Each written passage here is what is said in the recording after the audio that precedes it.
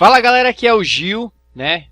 Meu nome é Giorgani Gonçalves, eu sou acadêmico de odontologia da Faculdade Pitágoras. Estou aqui gravando um vídeo, né, para a turma de odontologia, que vai realizar uma prova agora oficial. E a gente vai estar abordando diversos assuntos que foi passado durante o semestre, incluindo eles para começar a história da odontologia, né? A história da odontologia, ela tem os seus aspectos antropológicos e culturais na evolução, né, na Mesopotâmia, né? Então, começando aqui, a pré-história, arte dentária, história da espécie humana antes de todo documento escrito. Achados antropológicos da pré-história provam a existência de enfermidades na boca e seus tecidos através de maxilares encontrados com vestígios de cárie e doenças periodontais.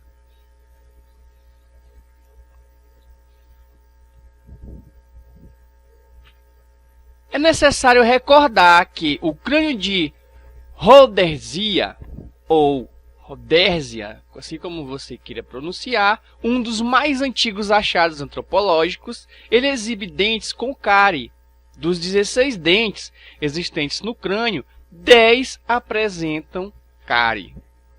O Museu Americano de História Natural de Nova York tem um homem quaternário, né, que é o Neandertal, chamado de O Velho, de 40 mil anos a 25 mil anos antes de Cristo. Não se observou cárie, mas a falta de dentes, que depois se denominou piorreia alveolar. Então a gente tem um problema periodontal, porque o osso alveolar faz parte do periodonto de fixação e inserção, né? Então a questão aí é o alveolar é o osso, né? Tá gravando direitinho, tá? O crânio de Cro-Magnon, antecessores autênticos do Homo sapiens, né, que viveram aí 35 mil anos antes de Cristo, dentes com desgastes e cáries.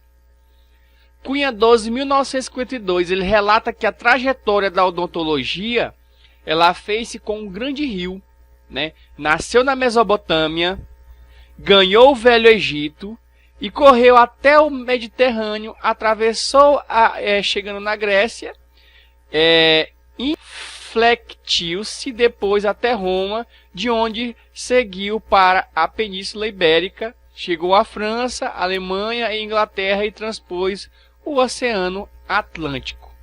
Então, vamos observar aqui, ó, como foi mais ou menos nessa trajetória. A gente tem a Mesopotâmia, que é atual, aqui, ó. Mesopotâmia era aqui, Turquia, Síria, Iraque, mais ou menos nessa região. Então a odontologia nasceu aqui, percorreu pelo Egito, né, como diz, né? Foi para a Europa, né? E aí para a Ásia, expandiu para a Ásia também, né? Ásia. Depois América do Norte, né?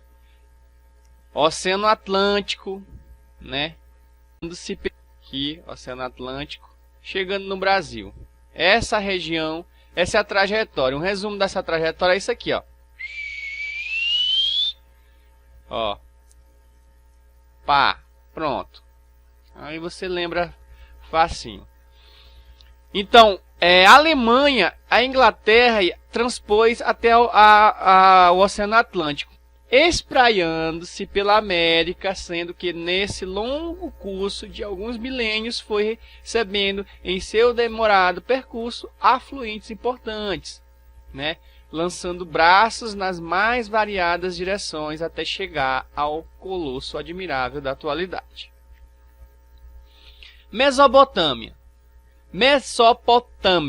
3.500 anos antes de Cristo. Então, na Mesopotâmia, né, onde é possível observar nas inscrições da época uma menção do que seria o verme, né, responsável pela destruição estrutura dentária, né, que é chamado de gusano dentário, né, que é o primeiro nome aí da cárie, né, que é esse gusano dentário. A competência da odontologia eram tratadas por meio da religião e da magia, né, que é a concepção sobrenatural e demoníaca, né. Dizia que quem estava com a doença na boca foi alguma praga de algum deus ou algum demônio, né, que colocou ali aquela coisa na boca daquela pessoa. Então essa concepção mais sobrenatural. E que eram os profissionais que tratavam essas pessoas? Eram sacerdotes, né, que são pessoas religiosas, e os médicos, né, que quem tinha acesso a esses médicos eram o pessoal da elite, né, que tinha condições para poder pagar. Os charlatões são aquelas pessoas que diziam ter conhecimento a respeito, fingiam tratar, mas na verdade não tratavam nada, só golpeavam para ganhar algumas moedas de pratas. O Egito. Então a odontologia no Egito, nação mais civilizada dos tempos antigos, né, que lá onde teve o papiro de Ebers. Papiro de Ebers, que foi uma das primeiras documentações terapêuticas sobre as infecções da cavidade bucal. Beleza? Então a gente tem esse papiro. Ele possuía 20 centímetros de comprimento, né, deve estar no museu. 30 centímetros de largura, 108 páginas, né, com 22 linhas. E ele foi escrito, pessoal, foi escrito em 1550 a.C. O que ele possuía, o conteúdo dele? Enfermidades dentais e gengivais. Certo? Fórmula de cura ou alívio para as enfermidades bucais. Então eles utilizavam aí o pó de incenso em cavidade de cáries, né? Pasta de cominho, incenso e cebola, né? Não há relatos de cirurgia dental e nem de objetos para higiene oral nessa época. Então, o exercício da medicina. Então, tu imagina aquela época as pessoas comer, fazer tudo com a boca, né, cheia de massa, cheia a má língua. Nossa, meu amigo, era muito ceboso. Desde a elite até os pobres. Não tinha higiene bucal, né? Então, o exercício da medicina, né, dividido por especialidades: olhos, cabeças, dentes, ventre e enfermidades secretas. Odontologia adiantada para a época, né? Então eles tratavam aí com dentes artificiais, né, dentes parafusados, cavidades dentárias obturadas com madeira. Então eles já mexiam, depois de um tempo, né, já começaram a fazer uns artesanatos, digamos que artesanatos ali na boca de pacientes com problemas, né? Fazer assim uns certos implantes, né, com osso de chifre de boi, etc. Vamos estar vendo aqui na frente. Então a mandíbula encontrada entre 1570 a 10.085, em 1085 a.C., ela mostra dois orifícios, né, cilíndricos com o mesmo diâmetro e profundidade. Ou seja, esses orifícios, né, era uma perfuração, né, para aliviar a pressão do pus, né, do canal. Entende? Porque como o canal radicular, né, que é um canal que desce através aí da raiz, ele é um nervo, né, que tem corrente sanguínea que nutre aí o dente, né? E quando essa polpa, esse canal, ele necrosa, ele não tem para onde sair. Então ele começa a gerar uma pressão dentro desse osso alveolar, dentro desse canal radicular. E aí acaba que pressionando muito o nervo, e esse paciente vai sentir muita dor, né? Então aí o que eles realizavam, essas perfurações para, né, se escoar aí o pus. Nos casos como, por exemplo, a fístula, né? Que às vezes em muitos casos de problemas com o canal radicular, que é de endodontia, nasce ali a fístula, que é uma pequena ferimentozinho na lateral, né, do dente que está infectado. E aí por esse canal da fístula é que vai sair o pus. Mas quando não nasce, o pus fica lá, causando pressão, né? A necrose e aumentando a dor desse paciente, até que o nervo seja completamente decomposto e ele não vai mais sentir dor, né? Então o Egito, a erosão dental em função da farinha abrasiva, né, usada na alimentação dos egípcios. Então ele já fazia uma espécie aí de polimento nos dentes, né? Fazia um tipo de uma espécie de limpeza, faziam próteses dentárias, né, que é esse modelo aí no Egito, né, ó, prótese dental confeccionada a partir de dentes humanos e amarrados com fio de ouro, né, fio de ouro, achados em múmias egípcias. Então, ele está dizendo que os antigos egípcios, né, para fazer implantes, eles pegavam dente de cadáveres, né? E ali faziam uma troca, né, faziam um implante e colocavam na boca do paciente, né? Olha como ficava as mandíbulas, né? Interessante. Então, problemas periodontais com amarrias, né, para fixação dos dentes 1500 a.C. Então, o problema periodontal, ele é aquele problema que ele atinge, né, o periodonto de fixação do dente. Então, se eu tenho um problema do periodonto de fixação do meu dente, eu vou ter um problema de sustentação desse dente também. Eu vou ter um dente frágil, mole, né, um dente que ele tá, uma hora se eu mastigar uma coisa, ele vai se mover para o lado, para o outro, para frente, para trás. Então, para evitar esse movimento, né, em 1500 a.C., o Egito fazia esse procedimento. 400 anos antes de Cristo, teve essa tábua grega aí, né, que é a colaboração grega e egípcia, sendo de notável importância, né, que é a tábua das leis, a tábua das 12, a lei das 12 tábuas, né, que é cerca de 4 séculos antes de Cristo, onde havia permissão para o emprego do ouro, né, em trabalhos dentários, né, que até hoje ainda algumas pessoas utilizam o ouro para trabalhos dentários. Hipócrates, grande homem, esse Hipócrates, né, o cara é foda. Então, 460 anos antes de Cristo, né, ele é fundador da medicina científica, detalhe, científica, né, interpretação racial e científica. Ele acreditava que os problemas dentais eram hereditários ou frutos de uma predisposição natural, ou seja, ele estava certo. Os problemas hereditários, por exemplo, eu tenho um problema de má formação do meu palato duro, né? Eu tenho um estreitamento de palato duro, é ocasionado por um problema genético hereditário, né? Ou eu tenho uma predisposição natural, eu alimento com muito doce e eu não escovo meus dentes. Então, Hipócrates estava corretíssimo em suas afirmações. Na Grécia, então temos aí esse alicate, né, que foi encontrado aí ainda na Grécia. Ele está no Museu Arqueológico de Atenas, né, que existem peças utilizadas para extrair dentes, né, datada de 500 a 200 anos antes de Cristo.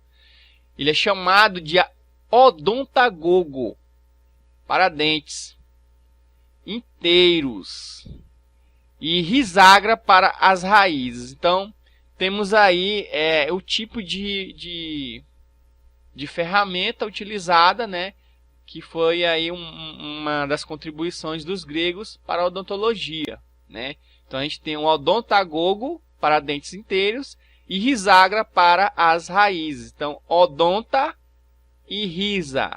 Muito fácil. Quando vê risa, ligas a raiz. Odonto, dentes inteiros. Hipócrates, ele dizia que a doença cárie dentária, né, a maloclusão e os abscessos, entre outros, eram os problemas, né, que ele descobriu, fazendo através de pesquisas, estudos, né, ele descobriu a cárie, a causa da cárie, né, o problema de maloclusão, que é o que? A mordida cruzada ou a mordida transversa, a mordida errada. Oclusão significa a colisão de um dente com o outro, né, uma mastigação perfeita. Como é má oclusão, é uma má mastigação, uma má encaixe aí entre esses dentes. A escultura em marfim réplica de molar, né, humano, encontrada no sul da França por volta de 1500. Então eles tinham essa visão do dente aí, ó. Na China, o livro de medicina chinesa, 1500 a.C., apresentava 2 capítulos relacionados à odontologia, né? Contribuição da China, presta atenção. Dores de dentes, enfermidades dentais e gengivais, abscessos e fístulas gengivais, que foi o que a gente relatou agora ainda sobre as fístulas. Tratamento de cáries com excremento de morcego associados a arsênio, né? E plantas medicinais, no caso o ópio, para inflamações na mucosa. Então essa foi a contribuição aí da China para a odontologia na época de 1500 a.C. A China também ela teve a contribuição aí com a escova, né? A escova para a gente escovar os dentes, então responsável pela invenção da escova dental. Os árabes contribuíram principalmente com a literatura, né, na odontologia. Ele escreveu o livro real, né? Tratamento das fraturas dentais, tratamento das polpas enfermas, ou seja, polpas doentes, com cauterizações. Interessante, né? Agulhas ao rubro. Então, cauterização é queimando mesmo, né, a polpa ali para matar a cárie, as bactérias causadoras da cárie, né? Que é o gusano dentário que a gente viu lá no início, né? Então os árabes, eles, os Albucazes, que é um cara, né, muito foda, em 936 a 981 depois de Cristo, a gente está já bem avançado, né? Ele identificou o tártaro como causa dos problemas periodontais. Ele estava errado? Não, ele está certo. O tártaro é uma placa bacteriana terrível, né? Que destrói mesmo até o osso alveolar, o osso da maxila, o osso da mandíbula. Considerava o dente um órgão nobre e, em caso de perda, sugeria o implante de um substituto feito de osso de boi. Uma frase aí, às vezes na superfície dos dentes, tanto por fora como por dentro, assim como por baixo das gengivas, depositam-se escamas rugosas de mau aspecto.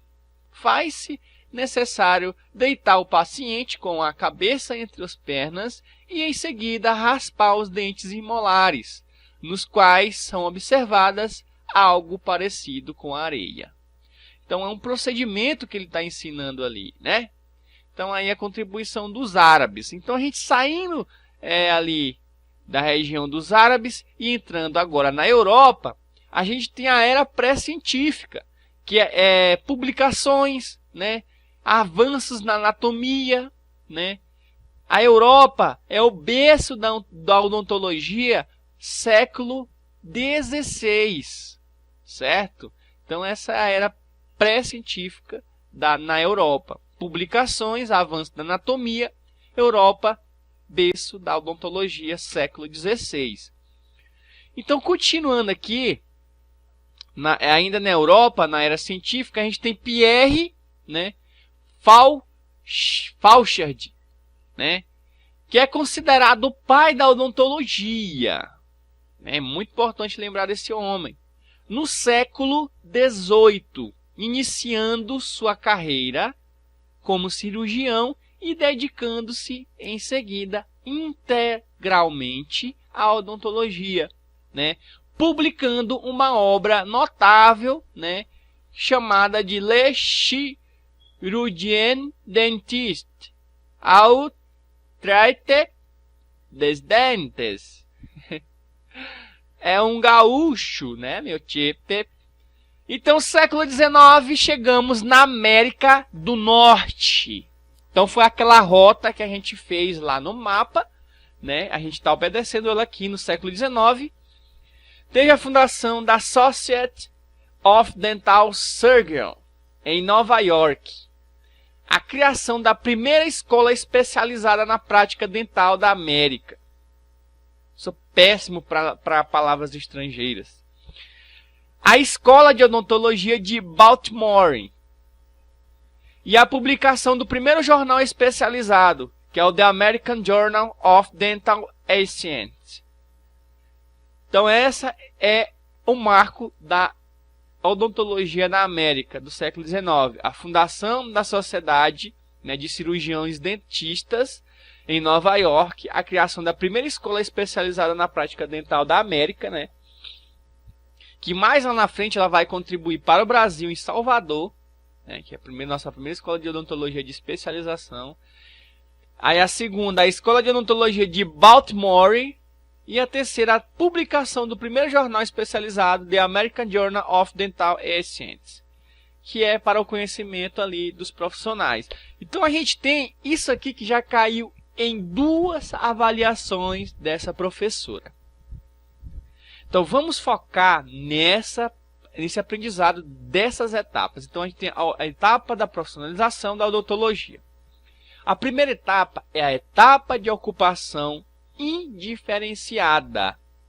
A segunda etapa é a etapa de diferenciação ocupacional, ou seja, da primeira para a segunda, a gente trocou as palavras, ó. Diferenciada, ocupação. Fizemos um X e ficou a segunda. Etapa de ocupação diferenciada, etapa de diferenciação ocupacional.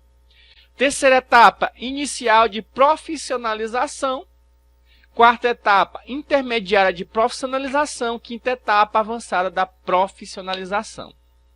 Primeira etapa de ocupação diferenciada. Não havia dedicação exclusiva, curandeiros, tratamento baseado em produtos de origem vegetal, pimenta do reino, azeite de coco, sobre o dente, dolorido, criolina, e ainda podemos encontrar esses costumes. Então, essa primeira etapa, né, de ocupação diferenciada, a gente tem um tratamento natural, né, um tratamento como se fosse ali dos nativos, né? Por exemplo, aqui você pode observar, não havia dedicação exclusiva.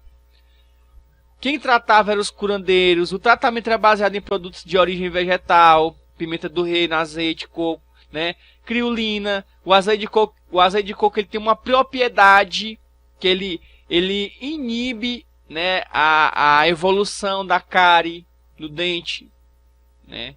Como se fosse semelhante ao efeito tampão da saliva, entendeu? A criolina, e ainda podemos encontrar esses costumes.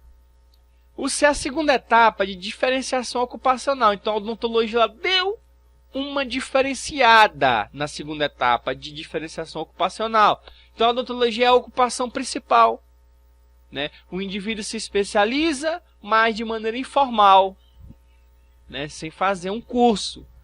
O exercício é ilegal da profissão.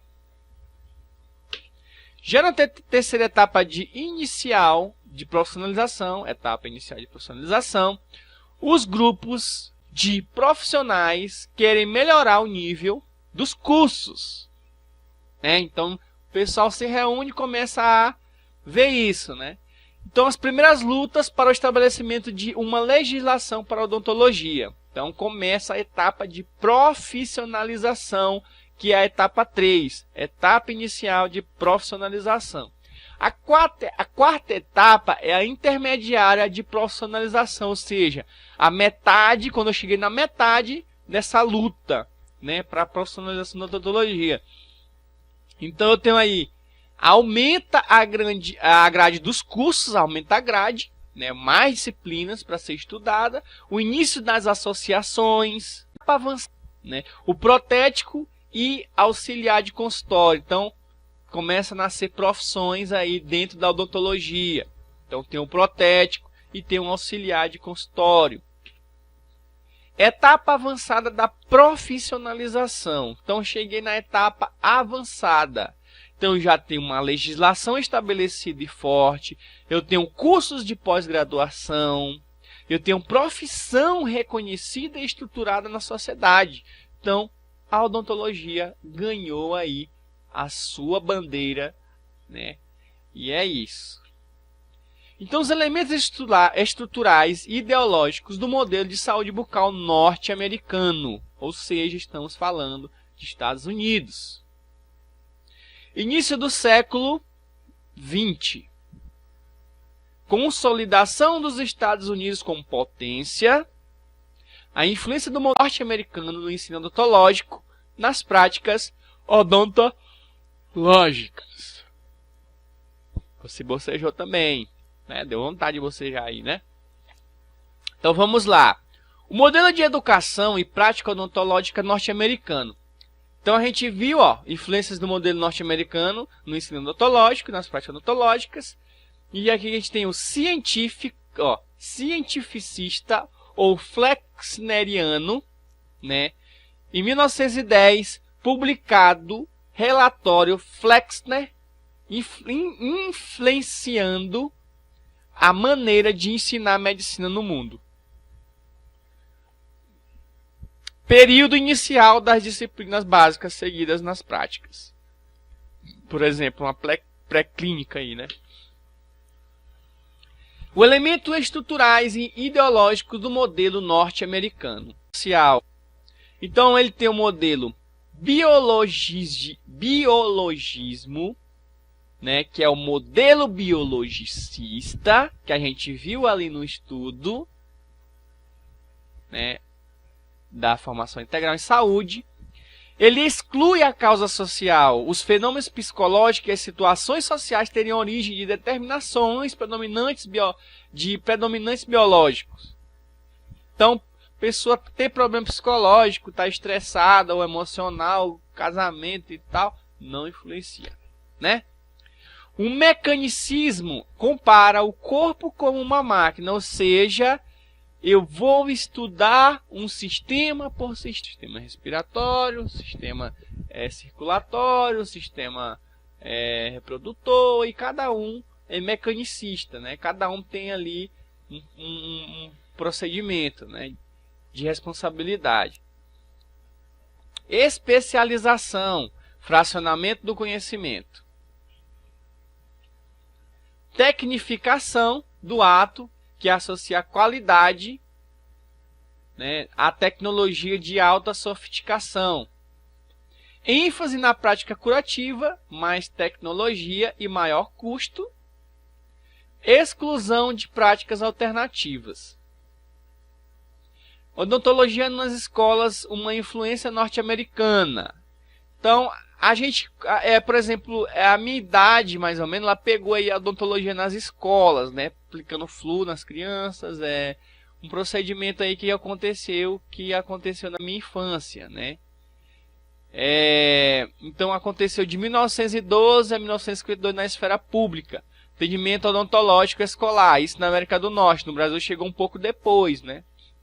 Falta de planejamento, falta de avaliação do serviço, falta de preparo dos profissionais para as tarefas sanitárias. Incrementação dental, cárie continuando nas escolas. Incrementação dental, cárie continuando nas escolas. Sistema incremental, né? Primeira experiência no Brasil, Aimorés, Minas Gerais, 1952.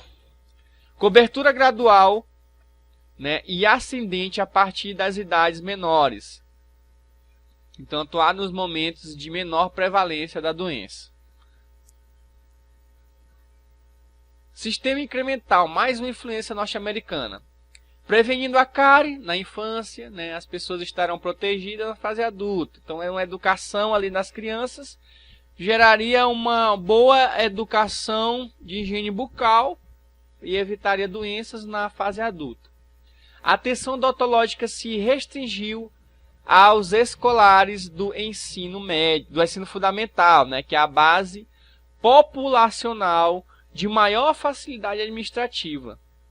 Aos adultos, apenas os atendimentos de urgência. E foi assim durante 40 anos. Então a gente tem essa imagem, né, que é a saúde bucal no Brasil, né, uma breve retrospectiva histórica, que temos 1940, e logo ali mais sofisticado, 1970. Pré-colonização. Pedro Álvares Cabral, então a gente vem agora para a colônia.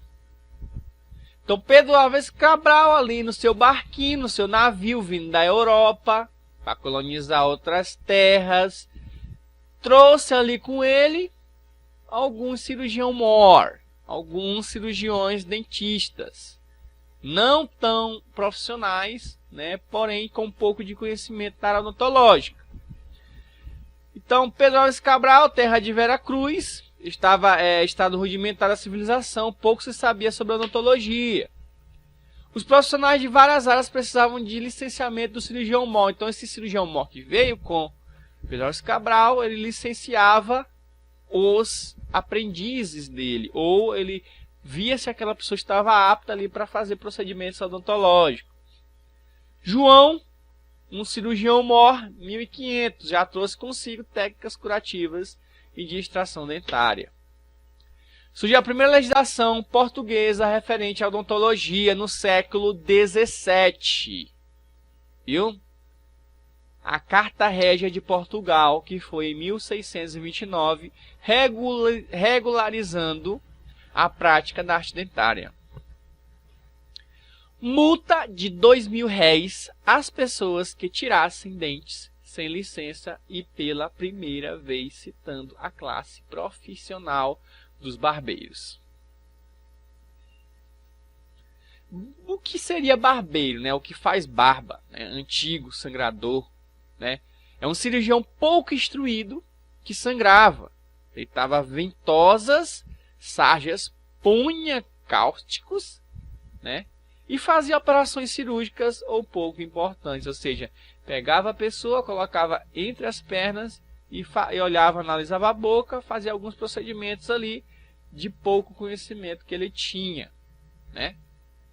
Então, ainda no século XVII, a gente tem Gomes Freires de Andrade, que sancionou um regimento aos cirurgiãos substitutos das Minas Gerais, com a autorização de Sua Majestade, considerada como a primeira legislação brasileira frente ao ofício da arte dentária.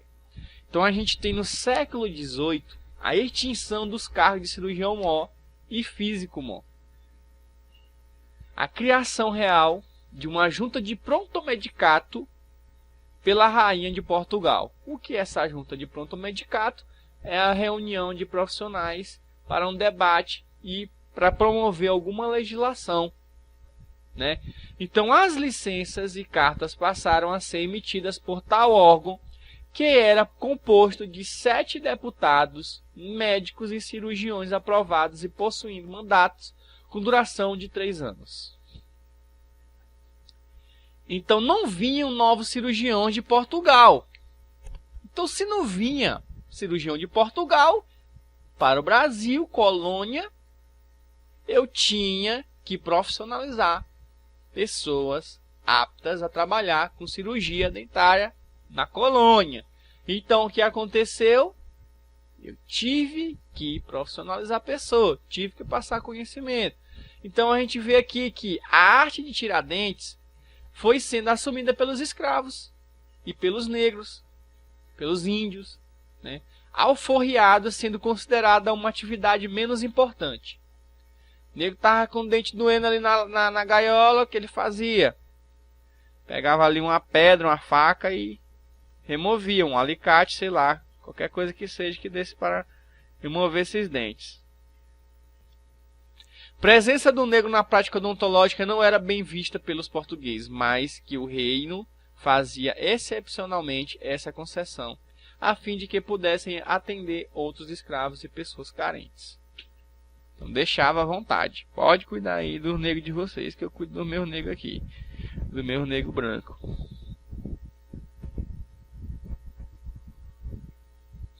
Vinda da corte de Portugal para o Brasil em 22 de janeiro de 1808. Então a gente está chegando aí próximo à proclamação da República. Então a gente já deu uma evoluída bastante. A gente estava em 1500 a 1600, agora está em 1800. Então a gente tem aí a primeira escola de cirurgia da Bahia. Lembra que eu falei lá na Bahia de Salvador? Aqui nesse slide mais atrás? Pois é. Então essa escola aí, né, veio para profissionalizar alguns cirurgiões aí, né, interessados em se profissionalizar. O controle da licença para fisio-mó e para cirurgião-mó, né, começam a chegar dentistas dos Estados Unidos da América para passar conhecimento para nós, né. Primeiros passos para se estabelecer a formação em odontologia. Então, aí a vinda da corte de Portugal para o Brasil em 22 de janeiro de 1808, teve essas contribuições. Já aqui pertinho, no século XIX, artigo 24 do decreto número 7.247, a cada uma das faculdades de medicina fica o anexo: uma escola de farmácia, um curso de obstetricia e ginecologia e um curso de cirurgião dentário. Já no século XIX ainda, o decreto número 8.024, de 12 de março de 1881, no artigo 94 do regulamento para os exames das faculdades de medicina, diz: os cirurgiões dentistas que quiserem se habilitar para o exercício de sua profissão passarão por 2 séries de exames. O primeiro de anatomia, fisiologia, histologia e higiene em suas aplicações à arte dentária, o outro de operações e próteses dentárias.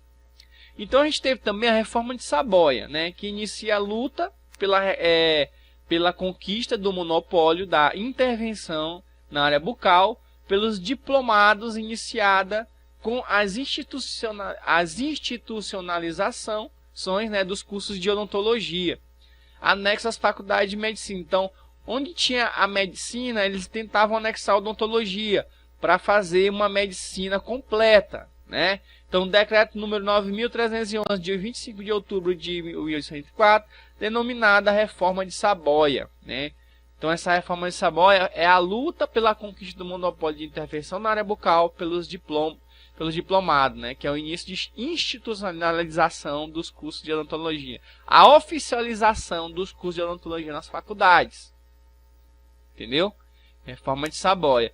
Dia do cirurgião dentista no Brasil. Então, 25 de outubro de 1884, denominada Reforma de Saboia, é o dia do cirurgião dentista. Beleza? Século XX. Rápido avanço da ciência odontológica no Brasil, né? Criação das primeiras faculdades de odontologia, presença de práticos na profissão. Então, a gente está bem pertinho aqui já, né? A luta contra práticos. O que são a luta contra práticos? São pessoas que são tipo os charlatões lá do início da era do Mediterrâneo, né? Que são pessoas que querem se meter a querer fazer os serviços, tem um pouquinho de conhecimento ou não tem nada, mas querem alguns trocados, em troca de alguns procedimentos. Então, no dia 4 de dezembro de 1933, foi expedido o decreto número 23.540, o qual fixava a data de 30 de julho de 1934 como a data limite para a concessão de licença aos práticos em exercício. Ou seja, eles iam fazer um procedimento, uma prova, uma avaliação, para saber se estariam aptos a serem desempenharem as funções de dentista. Então, denotando as primeiras medidas efetivas para a monopolização do exercício da odontologia pelos portadores de diploma de curso superior. Quem tinha diploma de superior trabalhava. Quem não tinha, não trabalhava. Era preso. Regulamentação de exercício profissional da odontologia. Então, e já aqui já nesse século, né, mais ou menos, lei número 1314 de 17 de janeiro de 1951, logo aqui atrás, o exercício da profissão de odontologista, né, no território nacional só será permitida aos que se acharem habilitados por título obtido em escola de odontologia, oficialmente ou legalmente reconhecida, devidamente registrado na diretoria do ensino superior e anotado sucessivamente no Serviço Nacional de Fiscalização de Medicina e na repartição sanitária estadual competente. Então a gente tem aí uma lei, né, que já priva as pessoas que não têm certificado de trabalhar.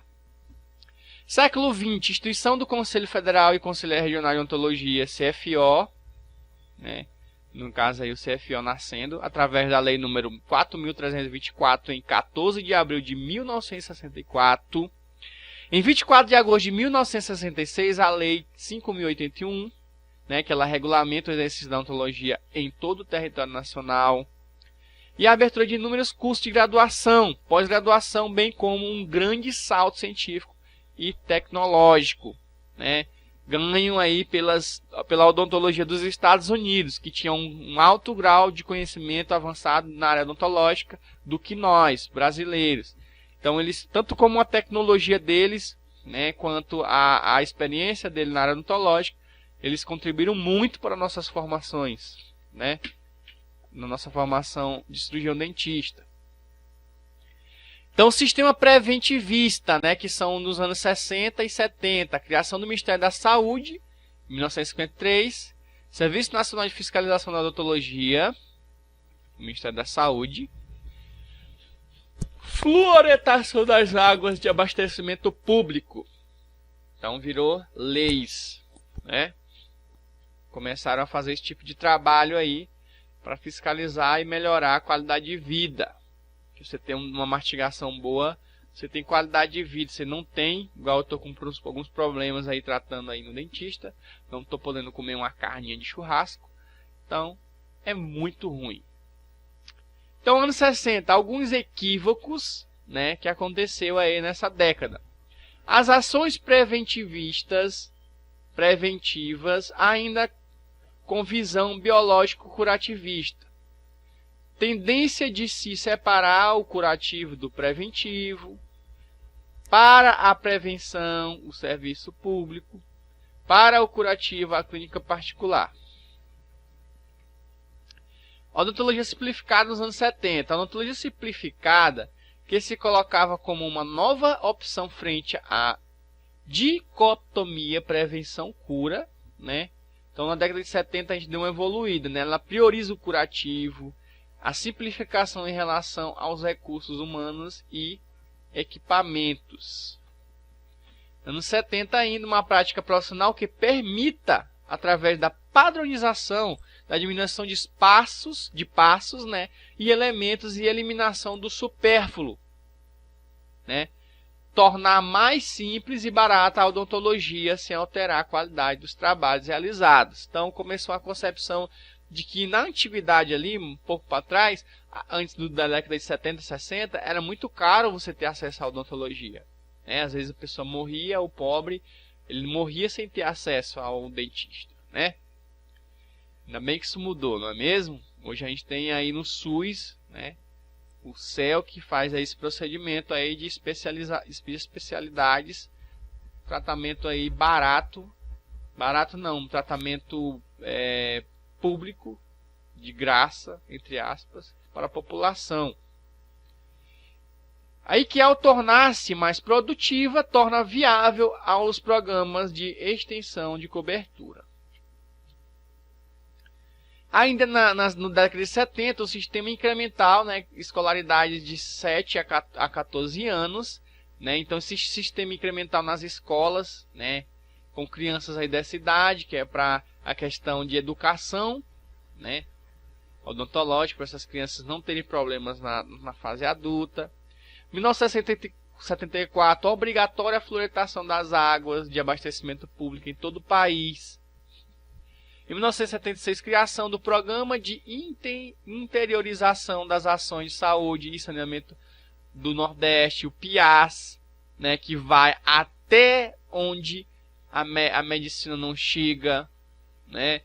Incorporação de pessoal auxiliar, né, o trabalho em equipe, uma nova concepção de espaços físicos, o desenvolvimento da ergonomia, a ênfase da prevenção, criação de escovários e a educação em saúde bucal nas escolas públicas de primeiro grau. Algumas distorções: a queda da qualidade, o dilema, né, qualidade X, quantidade, o dilema, né, de qualidade e quantidade, né, que quando diz assim, o que importa é a qualidade, não a quantidade. Uma fantasia de que necessariamente um trabalho de alta produtividade exige um sacrifício de qualidade. Essa questão de qualidade e tudo. E já aqui pertinho nos anos 80, década em que eu nasci, né? A odontologia integral, correntes preventivistas, o PISE, Prev Saúde, PAS, AIS, né?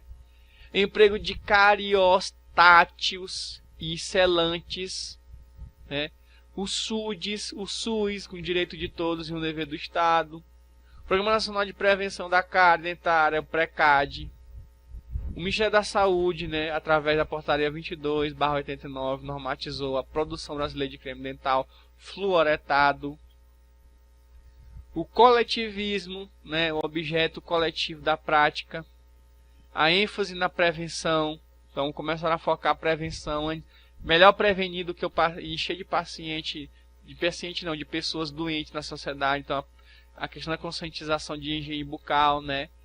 Descentralização da atenção, ou seja, a hierarquização em níveis de atenção e universalização das ações básicas, ou seja, deu-se aí uma responsabilidades, né, questão dos municípios, questão do céu hoje, a questão do Brasil Sorridente que existe hoje, tudo nasceu, as ideias através disso daí, né? Questão dos postos de saúde que tem atendimento básico de odontologia como extração, obturação, restauração, essas coisas, né? Tudo nasceu com essas ideologias da década de 80 aí, né? Então, os elementos ideológicos: inclusão de técnicas alternativas, né? A construção de uma prática com alternativas na comunidade. Equipe de saúde, não centrada no profissional isolado, nem na especialização universalizada. Participação comunitária: a atenção não deve partir de cima para baixo, mas partir de uma participação ativa da própria comunidade. Odontologia dos anos 90. Aí eu já era um cara adulto. O SUS regulamentado. Então, 1989 e 1990, SUS regulamentado pelos princípios do SUS. Quem não sabe, Constituição Federal, 1988, né? A Lei 8080, e a Lei 8.142, que são aí os princípios de construção do SUS, baseados na 8ª Conferência Nacional de Saúde, né, meus amigos e amigas da odontologia Pitágoras. Então, procedimento coletivo em saúde bucal, né, acesso à qualidade de assistência odontológica. O Ministério da Saúde criou o Programa de Saúde da Família, que é o PSF. PSF que tem aí um médico, uma enfermeira e um técnico de enfermagem. Então, o PSF é um programa que descentralizou aí a questão da saúde no SUS, no Brasil. Século XXI, a equipe de saúde bucal no PSF, né? Uma equipe de saúde bucal no Programa de Saúde da Família. A saúde bucal foi oficialmente incluída no século XXI na Estratégia de Saúde da Família. O CEL, né?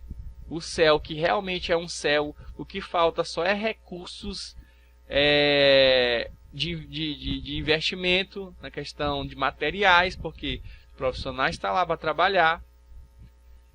O CEL ia organizando um sistema nacional de vigilância sanitária dos teores de flu. O Programa Brasil Sorridente regulamentou as profissões de auxiliar de saúde bucal, ASB, e técnico de saúde bucal, TSB, né? Tecnologia de ponta. E aqui a gente vai finalizando a questão desses slides. Então, pessoal, a gente finaliza aqui para dar continuidade do próximo slide no próximo vídeo, beleza?